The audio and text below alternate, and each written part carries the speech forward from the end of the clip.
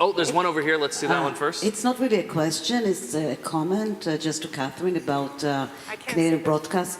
Here, sorry. Oh, yeah. Canadian broadcasters. So I think it's true about the English market, but I just want to make a comment that it's very different in French Canada and Société Radio-Canada, for example, and Pierre Mathieu, who is the commissioning, is really a visionary, and he's got a budget for original content, and with the CMF experimental, the interesting things going on. So it's unfortunate if you forget that we're a bilingual country. No, you're and absolutely there's right. a great opportunities to work with France, like we do right now. So I just want to mention that there's other side of the Canadian broadcasting. Yeah, no, You're absolutely right, and we always, I mean, on the English Canada side, we look with great envy to TV and Elephant and the fact that you have a captive, engaged audience that is consuming content online in a way that isn't, I should say, my comments were restricted to English Canada. Absolutely. This gentleman here's got the mic. Si je peux poser une question, madame. Oui. I wondered about the intake side for, let's say, the new content entrepreneurs, businesses. Where is the talent coming from? Are they coming from the Ryerson's DMZ, or the engineering departments, design? Where do you find people? And is it good enough for you? Is the supply, is it good enough to take advantage of some of these opportunities? Are you specifically talking about me and my team, or just in general, like the content makers of like the interactive? I was trying to look at all of you at once, actually. Oh, sorry.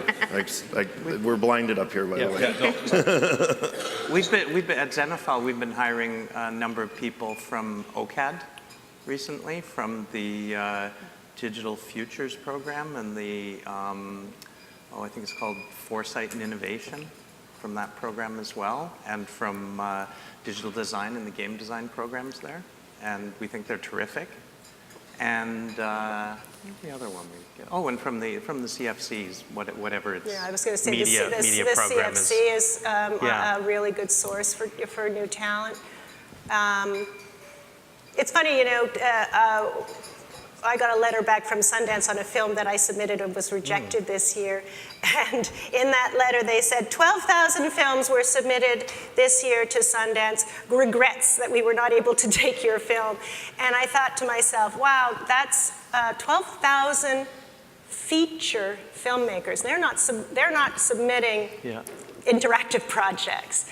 So there's a whole pile of people, young people, I'm assuming, and of all ages, let's say, still engaged in traditional filmmaking. And all those people are coming out of film school. I can't imagine they're coming out of the, Waterloo or any of the digital side. So then who are the digital entrepreneurs and content creators? It's a very small piece of our business still.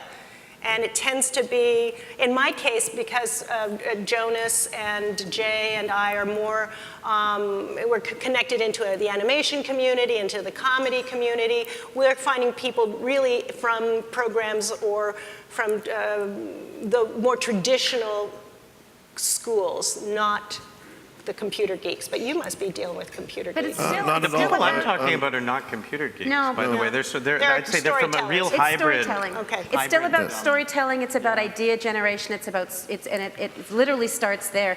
How it's played out is But different. you're not. You're doing data analysis. Oh, we got, yeah. So, well, a bit about me. I'm from the Atari generation, so I've always loved culture of the new. And as much as I've loved, cinema, I've also been fascinated with Palo Alto.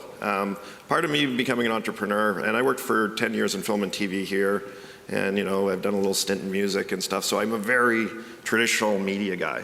But I've also loved, all the innovation, and I'm a big fan of disruption.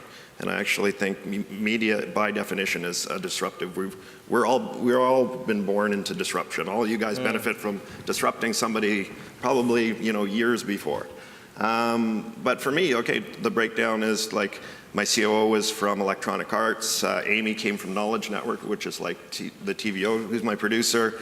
I do have guys, my data scientist is a graduate of SFU. Some of my guys I got off Craigslist who scale my thing. And even for the filmmakers we're seeing, Only about 30% of the people we've seen are film students. This is, again, there's no gatekeepers anymore. You know, you don't have to ask permission for things.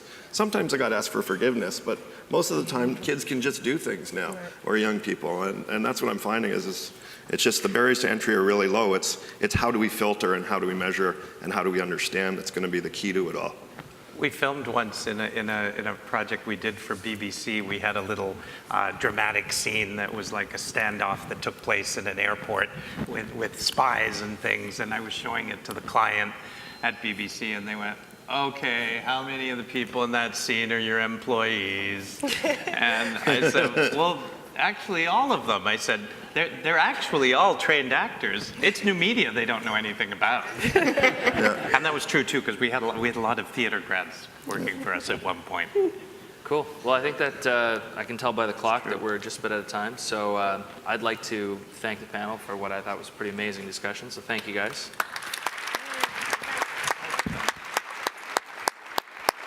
Take it away. That's great. Thanks so much. Well, there's some real debate in that panel. I like the name Anxietyville. It's great. Sounds like a great show. You do know that Guildstones is available as a name. Okay. You could go with that if you wanted to, but that was great.